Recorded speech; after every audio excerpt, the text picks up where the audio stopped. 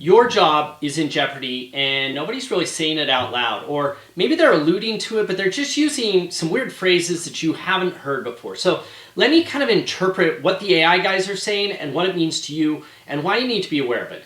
You probably heard them talk about the cost of labor going to zero, the cost of intelligence going to zero, the cost of recruiting going to zero, the cost of marketing going to zero. You keep hearing this, the cost of coming to zero, and that might seem kind of confusing to you as an employee.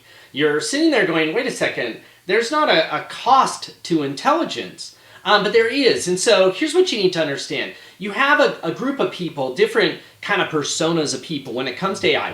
We have the AI companies, the language model companies, the Sam Altman and Elon Musk, the Claude and Grok and Gemini and all of these people. And to them, they are the ones building this new intelligence platform, this way to get thinking and intelligence to happen through computers, through AI. And so you have those guys, and they're the ones saying it out loud. And then we have investors. These investors are the ones investing in AI, but they're also investing in software companies, the stock market, companies, your business. We might have executives. This would be like the CEO who is an investor. He owns stock, but also is he a boss? And maybe a founder. To all of this group of people, the cost of something going into zero is exciting.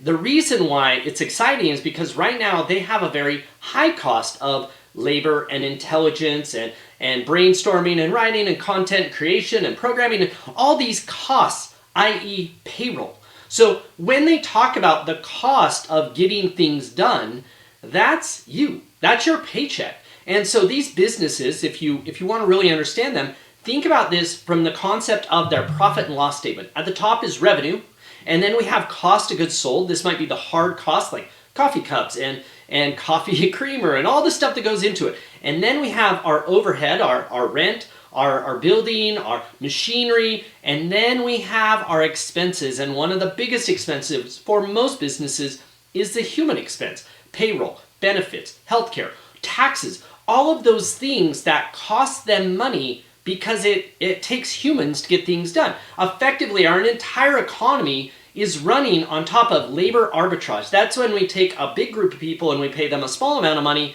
and we turn around and take the collective creation and we sell it for a higher amount of money. And the difference between what we sell it for, the revenue, and the cost of all the parts, the difference between those is our profit. Now, why would everybody be so excited about the cost of labor coming down? Well, because when the labor cost comes down, the profits go up.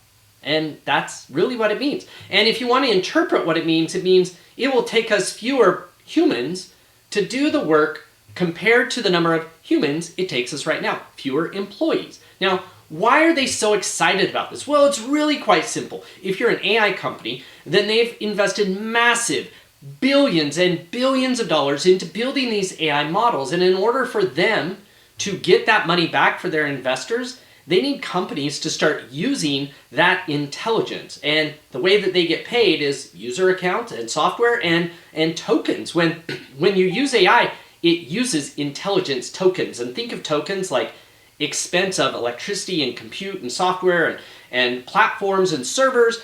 It costs and they charge for those tokens. Now, what their hope is they can convince your boss that it would be cheaper to be able to use fewer humans plus AI to get the same work done. And that means one of three things. Either it means, number one, if you're lucky, revenue is going to go up, but our size of our team won't. It'll stay the same, meaning we're just not going to hire more people. That's what we're seeing right now pretty heavily, and it's very hard to manage or track because we don't know what they were going to hire, so we have a hard way to compute how many people they're now not hiring, right? Number two is going to happen is we'll lay people off. We'll use fewer people to do the same revenue. Some of that cost is going, when payroll comes down, we're going to take some of the money, we're going to pay it to Sam Altman and Elon Musk and Claude and all these platforms, and the rest is going to become profits. And number three option, which I haven't heard from a lot but could happen, is we'll keep the same number of people, we'll just pay them less. We'll lower the value of a job. Now, we might actually get to, we'll say with the number four option, which would be we'll lay off some of the more expensive humans and we'll hire cheaper humans that can use AI. We'll say those are the four options for how we use the cost of intelligence, of labor coming to zero as a benefit to benefit our business. Now, Does this mean I'm anti-AI? No, I mean, it's going to come. It doesn't matter if I'm pro or anti. It is what it is. There is no stopping the AI companies. There's no stopping the adoption of it. The businesses have no choice. You see, because if your company doesn't adopt AI, doesn't figure out how to maximize the revenue they're generating from every dollar they spend on intelligence, and by intelligence I mean payroll plus software plus AI, if they don't maximize that, then somebody else, their competitor, will, and they're going to put them out of business, which means they don't really have a choice. So what does this mean for you? Well, it means for you to understand as an employee, I am an expense to these businesses.